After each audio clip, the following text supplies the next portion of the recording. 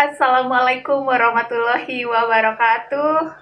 Senang sekali ketemu lagi sore ini dan mumpung di rumah aja, saya akan membahas mengenai apa yang tadi kami diskusikan di grup WA, yaitu mengenai 4 kepribadian manusia.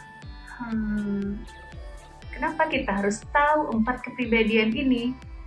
Oke, sebelumnya saya juga nggak tahu gitu, dan setelah saya tahu ternyata saya ngerasain banyak banget manfaatnya ketika kita tahu dan mengenali 4 kepribadian ini.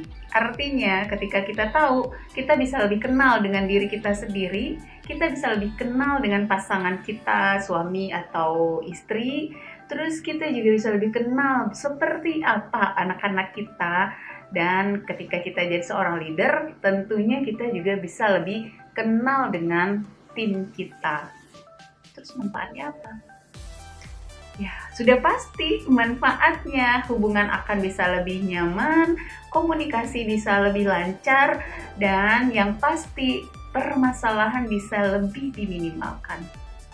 Enak kan?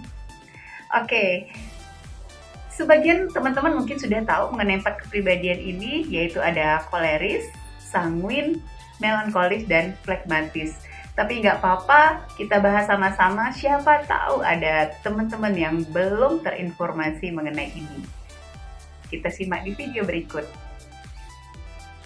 Baik, sore ini kita akan bahas mengenai 2 kepribadian dulu ya, dari 4 kepribadian tadi. Yang pertama itu adalah kepribadian koleris. Seperti apa sih orang koleris ini? Kalau yang saya pahami itu kalau dilihat dari ekspresi wajahnya, orang koleris bisa kelihatan lewat tatapan matanya yang tajam. Kelihatan seperti koleris nggak saya? Oke, jadi orang koleris itu adalah kepribadian seorang pemimpin. Artinya dia mempunyai leadership yang tinggi, dan ketika berada di satu kelompok, dia merasa aku harus jadi pemimpinnya. Mereka adalah kepribadian yang memiliki keinginan yang kuat, dan ketika sudah memiliki keinginan atau tujuan yang kuat, biasanya mereka nggak akan berhenti sebelum tujuan itu bisa tercapai. Pemimpin banget ini ya. Dan satu lagi, mereka biasanya kalau ngomong, orang koleris itu biasanya ngomongnya hemat. Kalimatnya singkat, terus juga sedikit kaku, dan kadang-kadang bisa dibilang agak saklek ya. Terus apalagi? Terus ciri-ciri orang koleris ini adalah mereka memiliki ego yang sedikit tinggi, suka menang sendiri, dan suka sekali berada di dalam sebuah perdebatan yang adu argumentasi gitu. Nah, biasanya itu mereka kalau sudah terlibat dalam sebuah percakapan adu argumentasi itu akan sangat antusias ya. Jadi kira-kira seperti itulah ciri-ciri orang yang koleris. Coba bayangkan siapa ya yang koleris. Oke. Yang kedua, kepribadian sanguin. Ciri-ciri orang sanguin ini, coba kalau dilihat dari karakter wajah, itu juga kelihatan dari pancaran mata atau sinar matanya. Seperti apa mata orang sanguin? Orang sanguin biasanya kelihatan dari mata yang berbinar-binar. Mereka adalah pribadi yang ceria, yang selalu happy, dan ketika berada di dalam suatu kelompok, mereka akan menjadi penghangat suasana. Bahasanya sih kalau anak-anak sekarang bilangnya nggak ada lo, nggak rame gitu.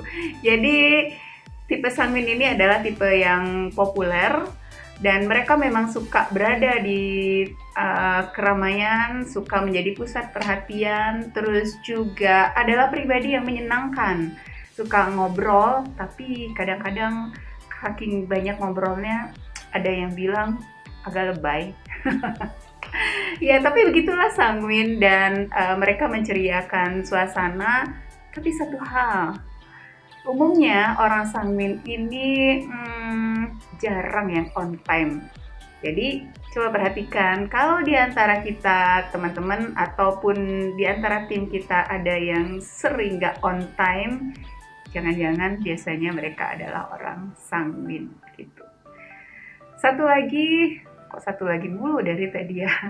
Oke, orang sanguin itu adalah tempat curhat yang mengasihkan. Karena apa? Karena biasanya mereka responsif terhadap apa yang kita ceritakan. Sehingga kalau kita ngobrol sama mereka itu rasanya tuh menyenangkan dan mereka menimpalinya juga dengan semangat gitu. Dan bisa jadi tempat mencari solusi dari sebuah permasalahan. Oke, sudah ada 2 kepribadian, koleris dan sanguin. Sekarang coba teman-teman bayangkan dulu siapa kira-kira di antara lingkungannya, atau itu suami, anak, atau istri, ataupun tim yang memiliki salah satu dari 2 kepribadian tersebut. Nanti kita sambung lagi. Saat ini saya akan ngebahas 2 kepribadian berikutnya, yaitu melankolis dan flegmatis. Kira-kira melankolis itu seperti apa sih di dalam bayangan teman-teman ketika mendengar kata-kata melankolis? Oke, jadi melankolis itu adalah tipe kepribadian, kalau dibanding dengan 3 kepribadian yang lainnya, itu adalah orang yang paling perfeksionis. Saya nggak bisa membayangkan. Ya. Nah, orang melankolis adalah orang yang sangat perfeksionis dan mereka itu adalah orang yang sangat detail, sangat teratur, sangat rapi dan sangat runut. Ya, urut. Kalau dari 1 habis itu 2, 3, 4, jadi harus urut. Ya. Tapi kadang-kadang mereka itu karena standarnya terlalu tinggi, kadang-kadang juga suka frustasi sama diri sendiri gitu, karena pencapaian mereka itu mereka pengen benar-benar sempurna, sehingga ketika mereka tidak bisa mencapai standar yang sudah mereka tetapkan sendiri, mereka cenderung kecewa atau frustasi dengan diri sendiri. Padahal sebenarnya bisa jadi mereka nggak jelek-jelek banget gitu. Dan satu lagi, biasanya orang melankolis itu sangat peka, perasa, dan ketika bicara mereka juga agak sedikit kaku, nggak terlalu cair atau heboh seperti orang sanguin, tapi juga nggak yang terlalu tegas seperti orang koleris. Cara nandainnya gimana? Umumnya katanya sih kalau orang melankolis, kalau ngelucu itu katanya garing. Ya, saya garing nggak sih? Ya, jadi seperti itu. Jadi melankolis itu intinya poinnya adalah pribadi yang sangat perfeksionis, detail, rapi, dan kalau bercanda agak sedikit garing. Ya. Oke, itu melankolis. Oh ya, satu lagi, mereka pribadi yang agak sedikit tertutup, tidak mudah dekat dengan orang lain dan juga tidak mudah menceritakan mengenai hal-hal yang agak pribadi atau curhat kepada orang lain. Biasanya mereka lebih cenderung bisa menyelesaikan sendiri. Oke, yang keempat terakhir, kepribadian flegmatis. Seperti apa sih kepribadian flegmatis? Flegmatis ini adalah kepribadian yang santai, cinta damai, terus ya yang penting semua happy, gimana enaknya aja deh gitu. Kalau misalnya dia berada dalam satu kelompok, kita mau kemana? Terserah lu aja. Terus kalau kamu mau ngapain? Ya ngapain enaknya aja deh, terserah gitu. Jadi mereka adalah orang yang easy going, cinta damai, maunya semua bisa senang dan suasana selalu menyenangkan. Terus kurangnya apa? Nah, Orang flekmatis itu karena saking santainya, itu biasanya mereka kurang memiliki motivasi yang kuat dari dalam diri mereka.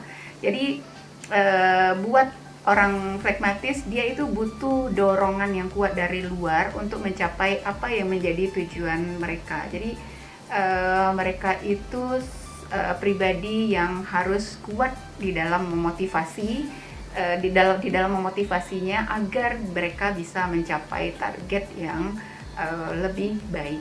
Tapi flekmatis juga pribadi yang menyenangkan karena memang easy going dan gak banyak riweh.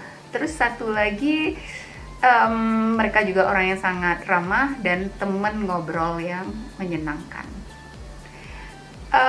Kalau dibawain ke anak-anak, itu biasanya adalah anak-anak yang paling disukai kepribadiannya oleh orang tua, karena apa-apa yang diomongin orang tua biasanya selalu nurut.